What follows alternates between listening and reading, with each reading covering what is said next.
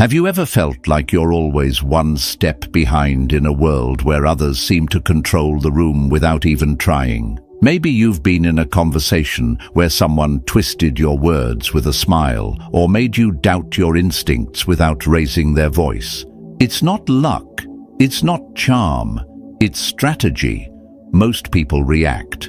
They speak too soon, reveal too much, and lose their position before they even realize the game has started. But you can be different. There is a quieter kind of power, one forged in discipline, clarity, and restraint. A power rooted not in manipulation, but in mastery of self. What if you could read intentions before words were spoken? What if you could shift dynamics without ever needing to raise your voice? These aren't tricks. They are rules. Timeless, unshakable, and built on the foundation of Stoic wisdom. If you're ready to stop being moved by the world and start moving through it with purpose, then stay with me. These 6 insights will change how you see power and how you carry it. 1. Master emotional stillness. Have you ever watched someone fall apart in the middle of a conversation? Their tone shifts, their voice rises, their words become frantic. That's not strength. That's someone who's just handed over their power. In every room, every disagreement, every negotiation, the man who controls his emotions controls the outcome, not because he dominates through noise, but because he remains unmoved while others unravel. True Stoic power begins with the understanding that emotions are not facts. They are impressions, fleeting sparks that the wise man observes but does not obey. You don't need to erase your emotions, but you do need to command them. A man who lets anger lead him, who reacts to every slight, who chases every insult with explanation or rage, that man is ruled by others. He's a puppet with too many strings. When you raise your voice in anger, you may feel powerful for a moment, but in truth, you've revealed your weakness.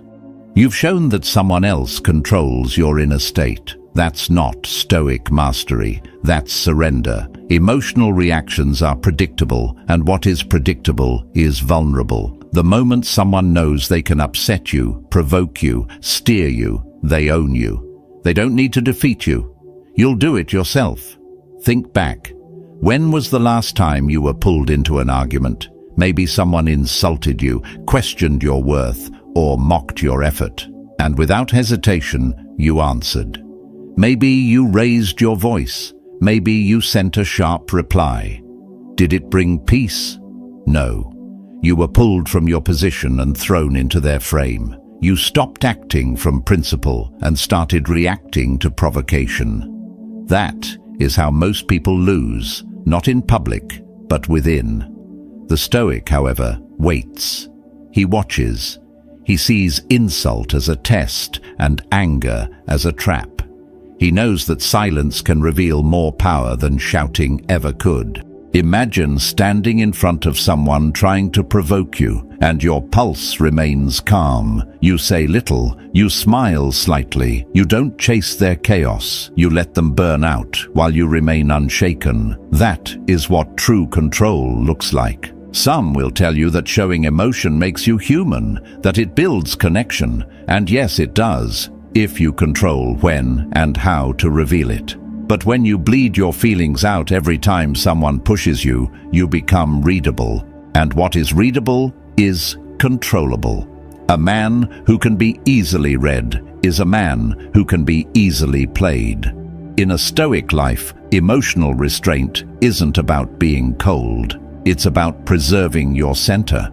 Marcus Aurelius reminded himself daily, "You have power over your mind, not outside events."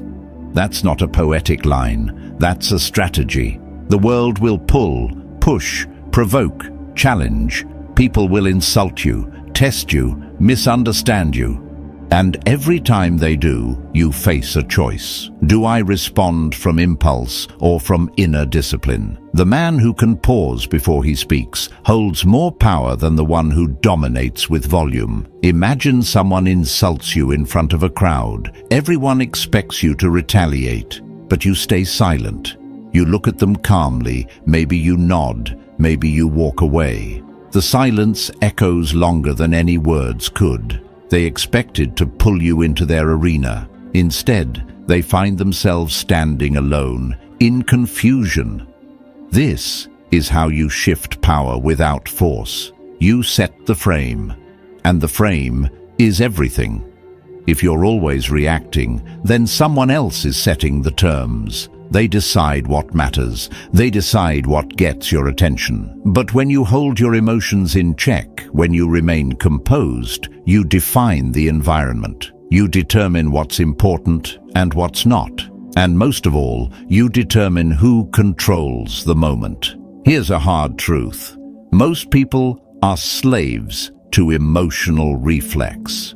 A sarcastic comment makes them defensive. A dismissive tone makes them angry. A delay in response makes them anxious. They think they're thinking, but really, they're just following every emotional current without question. The Stoic man doesn't do this. He decides what is worth his energy. He knows that not every fight is worth fighting, and not every opinion is worth hearing. He lets others reveal themselves through their noise, while he builds power through stillness. You want to command respect. Then don't explain yourself emotionally. Don't justify your worth through arguments. You're not here to win approval. You're here to stay grounded in your values. Even in confrontation, you don't need to engage with fire. Let your calm be your message. Let your stillness be your statement. Watch as others grow nervous trying to make you flinch, and watch them crumble when you don't. Think like a general, not a soldier. Let others waste their arrows on emotion while you prepare for the longer campaign. Keep your tone level, your mind focused, your responses few. When you do speak, let it be sharp, deliberate, impossible to ignore. Don't let people bait you into reacting. Let them chase your silence instead. There is great power in restraint. It disarms attackers, unsettles critics, and strengthens your posture in any room. When you respond only when necessary and with purpose, people listen. They may not admit it, but they respect it. Because deep down, everyone recognizes composure as a sign of depth. So the next time someone tries to push you, pause. Ask yourself, is this reaction worthy of me? Or is this just a test of my discipline? You don't have to respond to every storm. Sometimes the most powerful thing you can do is nothing at all. That's how power works in the Stoic world. It's not loud. It's not theatrical. It's still, deliberate, immovable. Start with yourself. Hold the line inside. The rest of the world will adjust. And once you master that, you're ready to learn the next rule.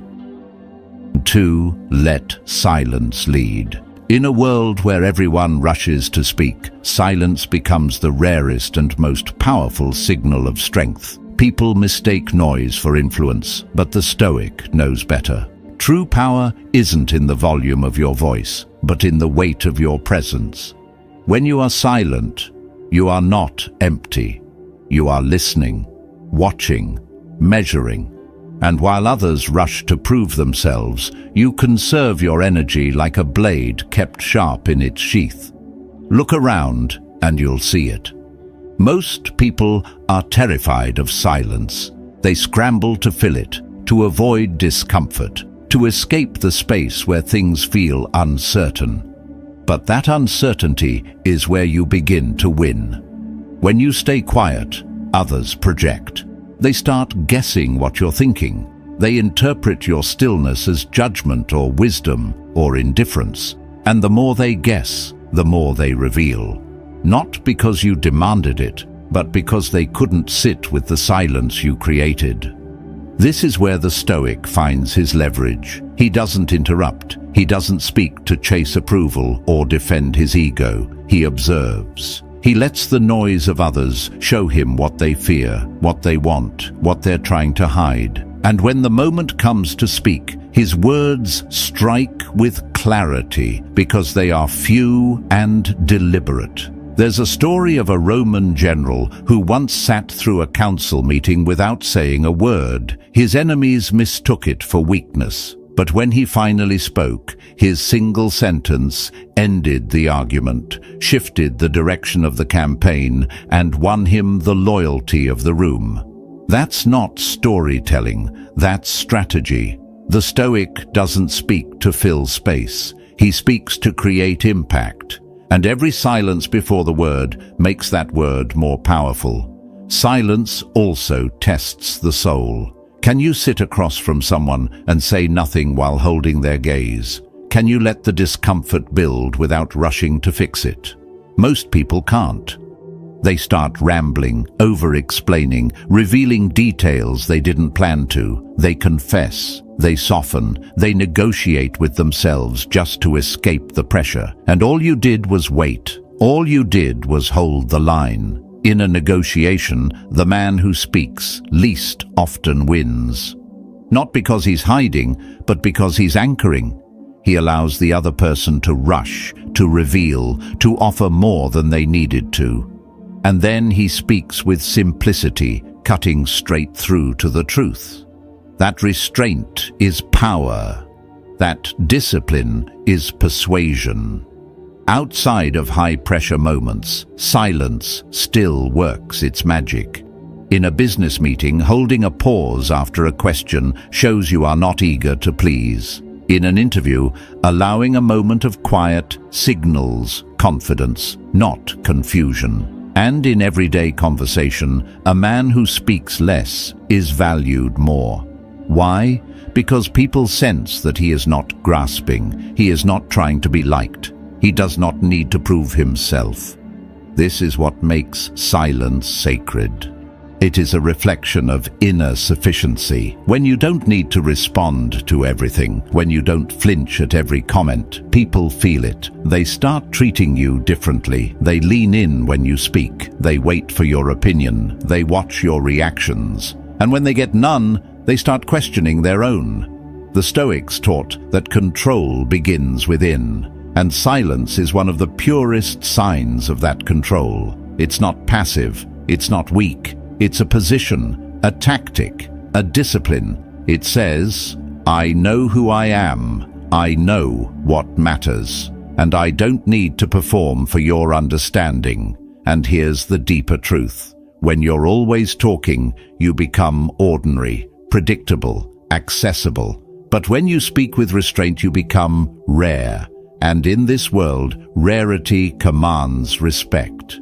Let your voice be something earned, not something spilled in every direction. Speak like each word has a cost. Let others come to you. Let them wonder what you're thinking.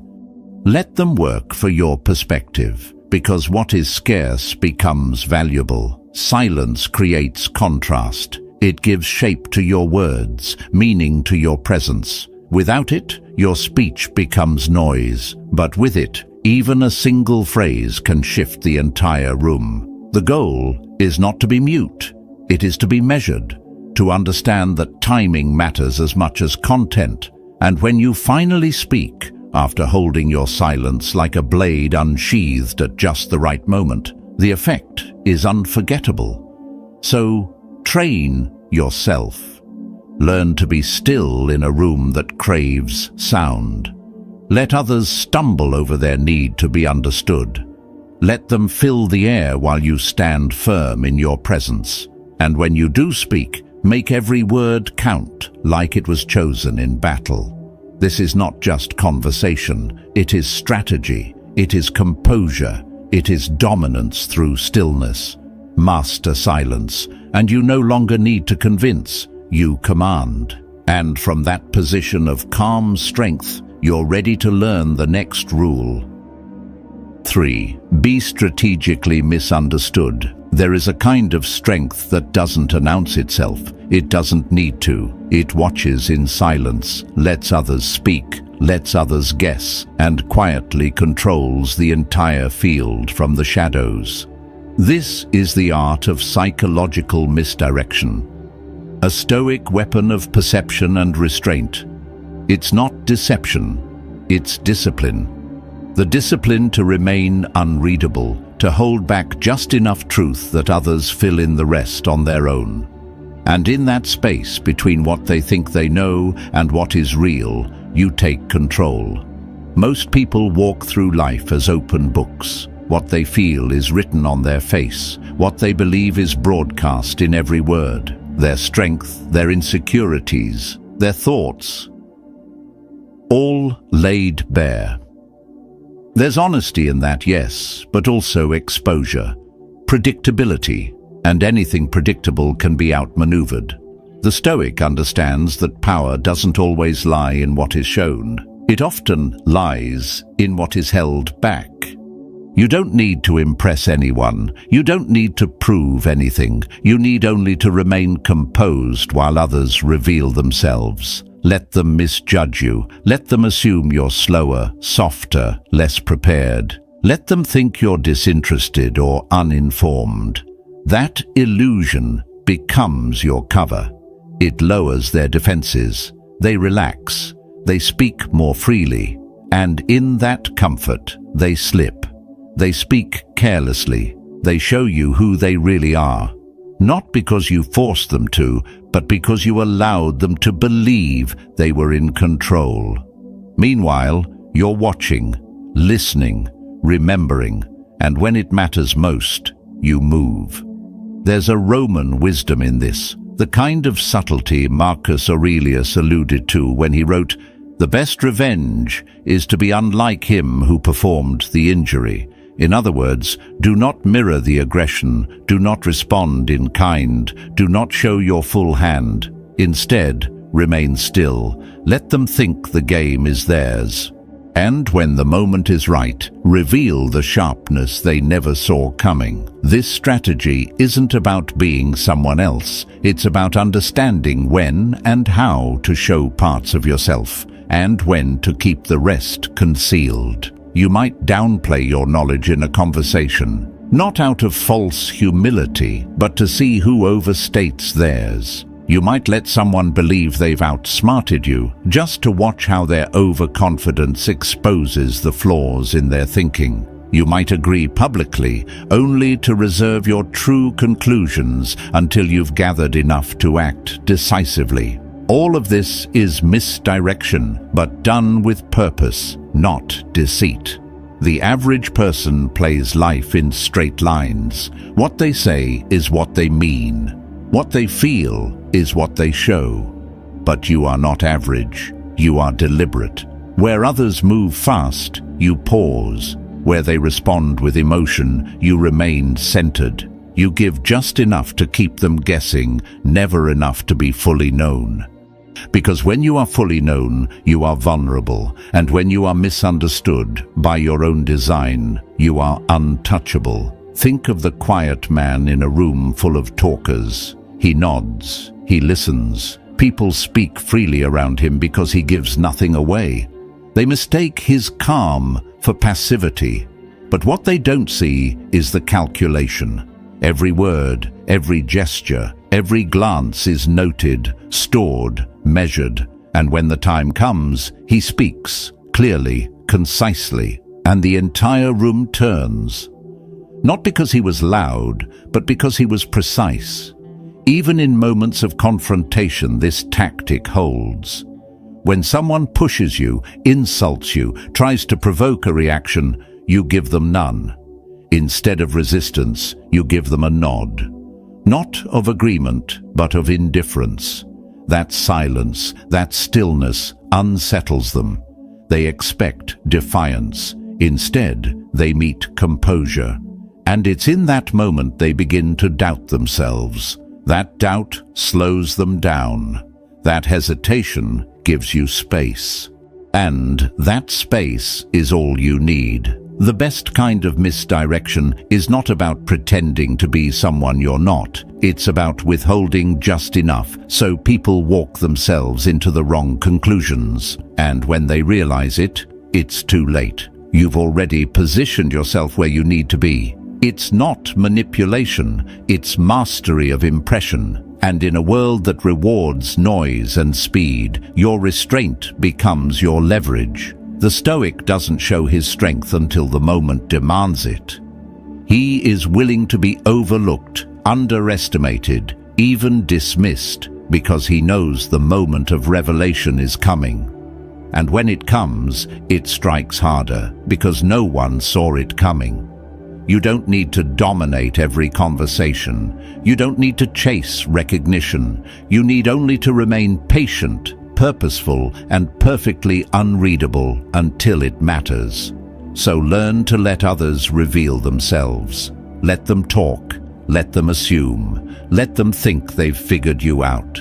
And while they do, you watch, you prepare, you wait, because the one who seems harmless is rarely guarded against. And when the true edge is finally revealed, it is 10 times sharper. Let this lesson remind you, power is not always about presence. Sometimes it's about absence, about what is not said, not shown, not explained. In that space, you gain clarity. In that clarity, you gain advantage. And with that advantage, you step forward, ready for the next rule.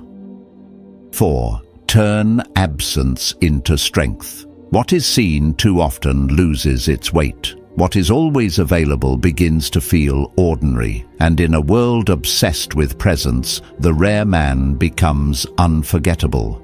Scarcity, when applied with Stoic intention, is not a tactic to appear aloof. It is a deliberate form of discipline. It says, my time, my presence, my attention, these are not given freely. They are earned, and they are measured. Most people give themselves away without thought. They respond to every message, show up to every gathering, speak in every moment of silence. Not because it is needed, but because they fear being forgotten. They confuse constant presence with influence, but what they actually create is predictability. And in the Stoic view, what is predictable becomes powerless. You don't need to be everywhere to be remembered. In fact, the less they see you, the more they notice your absence. And absence, when chosen wisely, becomes louder than any attempt at visibility.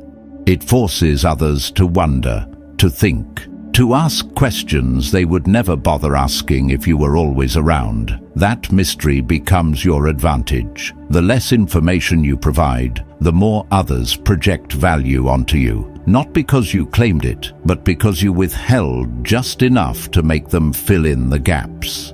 This principle works because human nature, untrained by reason, always chases what seems limited.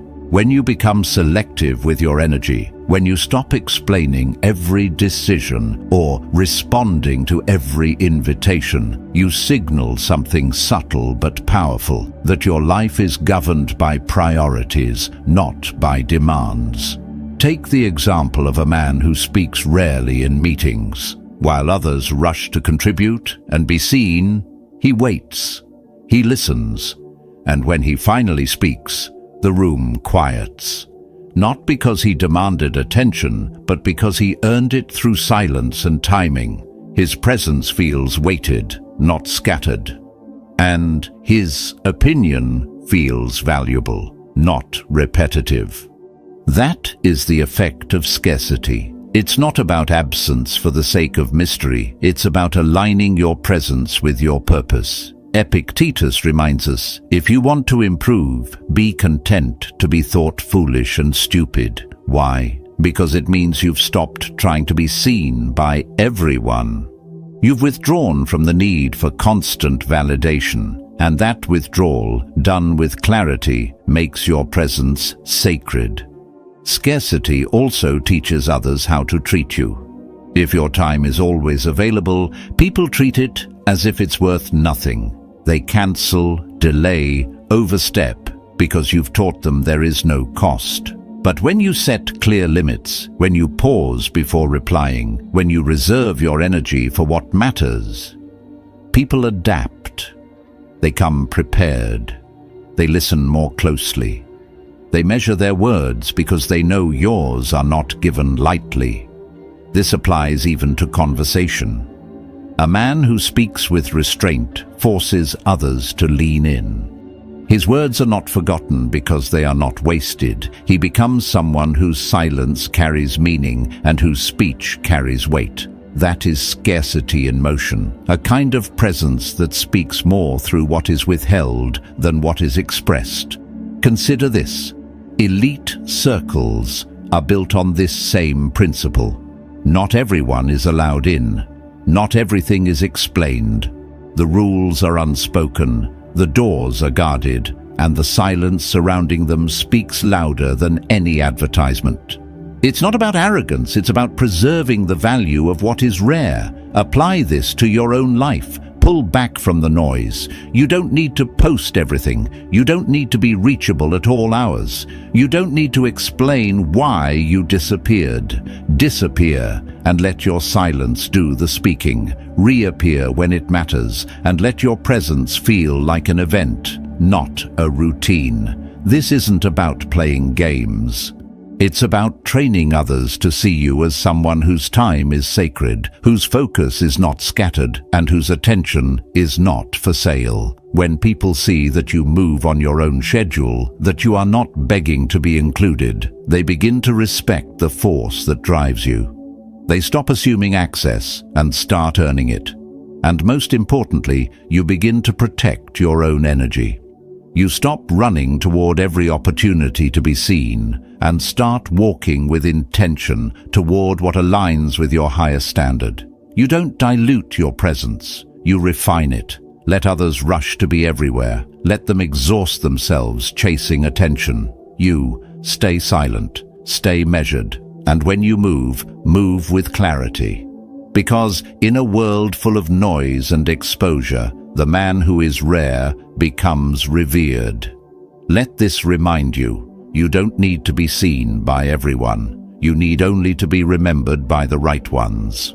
And now that you've mastered scarcity, you're ready to uncover the next principle of unshakable power. 5. Lead quietly through reflection. There's a quiet kind of strength that doesn't shout or confront. It doesn't demand authority or impose control. Instead, it moves like water, subtle, patient, and precise. This is the strength of mirroring. A Stoic understands that influence doesn't always come from force. Sometimes the most effective way to lead is to reflect what's in front of you, gently guide it, and let the other person feel like it was their own idea all along. People trust what feels familiar. When they sense that you speak like them, move like them, even pause where they would pause, something disarms inside them. They stop resisting. They feel seen. And once someone feels understood, you've crossed a threshold no argument or logic could open. The Stoic doesn't need to win debates. He wins minds by making others feel safe in his presence. And mirroring, not mimicry, but calibrated alignment, creates that safety. It begins with observation. You notice how someone sits, how they phrase their thoughts, how fast or slow they speak, where their energy sits, high or low. Then you match it gently, not like a puppet, not like a game, but with deliberate presence. Just enough for them to think, this person understands me. And that moment of recognition, though it may seem small, opens doors that brute force would slam shut. Everyone wants to be understood. Not everyone admits it, but it's true. And if you enter a conversation with too much difference, too quickly, too intense, too polished, too fast, they'll put up walls. But if you meet them where they are, in rhythm, tone, or body language, they soften. They relax into the moment. And in that stillness you find your opening. From here, something almost invisible happens. They begin to follow your lead. Not because you push them, because you've created alignment. Influence, after all, is not control. It is movement. And when someone feels emotionally safe, they will move with you. That's what mirroring does. It builds rapport without demand. It builds trust without pressure. You haven't taken control. They've handed it to you. This is especially powerful in subtle power games. The Stoic knows that dominance doesn't come from raising one's voice or taking up space. It comes from guiding the tone of a conversation without the other person even noticing. You shift the rhythm slightly. You slow your speech. You ask one thoughtful question, and if they follow, in speech, in posture, in tone, you know you're in position. If they don't, you adjust. You wait. You stay present. This isn't performance. It's strategy wrapped in stillness. Even in conflict, mirroring becomes your quiet shield. When someone comes in hot, reactive, ready to argue, you meet their intensity for just a moment, not to fight, but to acknowledge. And then, like a Stoic navigating a storm, you lower your energy. You slow your voice. You create calm within yourself first. And slowly, almost imperceptibly, they follow. Not because they lost, but because you gave them something steadier to match. This is how you de-escalate without ever drawing a weapon. You lead them out of their own fire by stepping in just long enough to show them the way. The same principle holds in persuasion. You can have the most logical argument in the world, but if you're out of sync with the person in front of you, they won't hear you. Words bounce off armor. But when you first reflect their tempo, their concerns, their worldview, even briefly, their guard drops. And that's when your words can enter. Stoic influence works not through emotional appeal, but through presence. A grounded man speaks less to be heard and more to be felt. Once mirroring has established trust, you begin to steer. You change pace, shift topics, adjust the tone. You become like a conductor shaping the rhythm of the conversation. They think it's a good talk, but you've orchestrated the flow from the first word. This is not manipulation. It is moral strategy. You are not leading people for personal gain. You're leading them because clarity, calm, and connection are more effective than argument, volume, or pride. And here's the deeper truth. People remember how they felt with you more than what you said. Mirroring isn't about being liked. It's about being aligned. And when someone feels aligned with you, they trust you, even if they don't fully understand why. That's when influence becomes effortless. You don't have to convince. You don't have to argue. You simply stand in quiet authority, and they walk beside you without resistance. The Stoic doesn't need the spotlight. He shapes the moment without claiming it. He understands that guidance doesn't always come with titles or control. Sometimes it begins with silence, with presence, with the ability to mirror calmly, then lead gently. In doing so, he becomes the still point in the chaos, the one others lean toward without knowing why. So next time you enter a conversation, don't rush to be heard. Watch, listen, reflect, guide, and remember, when you master the rhythm of others, you begin to shape the flow of everything. From here, the next level of influence becomes possible. You're not chasing control, you're walking it into the palm of your hand. 6. Walk away with clarity. Power is not always in action. Sometimes it's in absence. A Stoic man understands that strength isn't just about knowing when to speak or strike. It's about knowing when to leave. The most dangerous presence in any room is the one that doesn't need to stay. He is unattached, undisturbed, and unmoved by outcome. He isn't here to prove himself. He's here on principle. And when that principle is violated, he doesn't argue. He exits. Most people cling to relationships, positions, conversations, even conflict, long after the value is gone. Not because they believe in it, but because they fear losing it.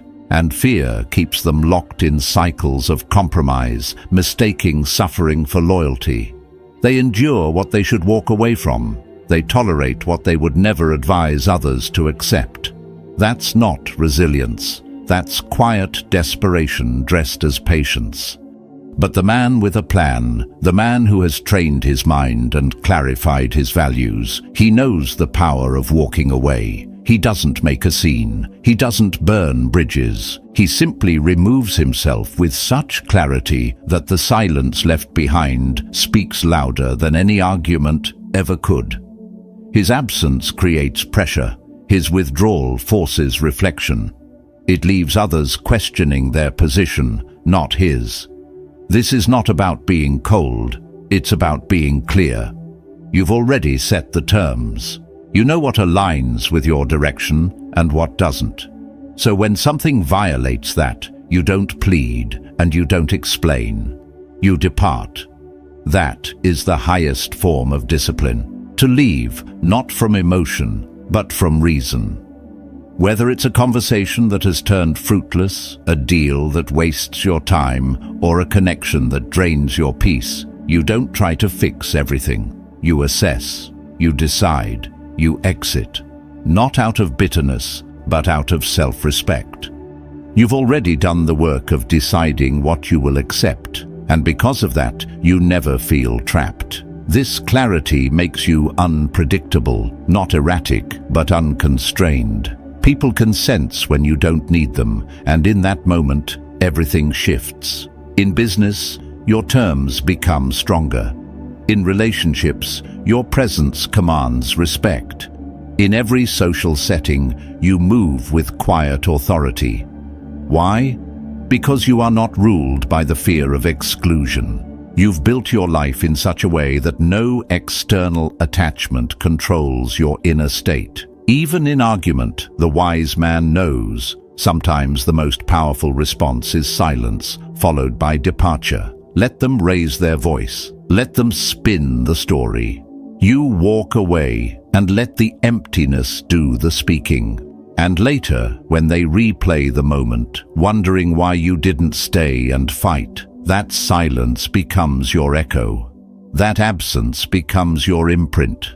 Walking away protects your future.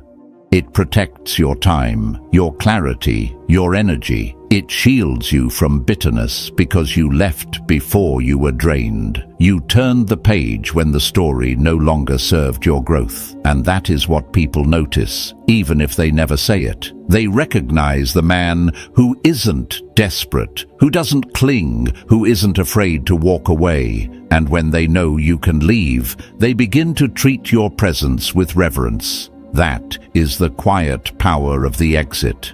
And from that stillness, you move forward, prepared for whatever comes next. True power doesn't need to shout. It moves quietly, sees clearly, and chooses wisely. These 6 rules are not tactics for domination. They are disciplines of presence, sharpened by restraint and guided by reason. When you master your emotions, speak less. Let others misjudge you. Hold your distance, guide with subtlety, and know when to walk away. You no longer react to the world. You shape it. Most people live on the surface, caught in noise, trapped in their need to be seen. But not you. You now carry the calm of a man who knows himself. So if this message stirred something within you, take a breath and let it settle. Subscribe if you're ready to keep sharpening this edge. Drop a comment saying, "Stay 5 steps" to anchor it in your mind. The world doesn't need another voice trying to prove something. It needs a presence that can't be ignored. Be that presence. And I'll see you in the next lesson.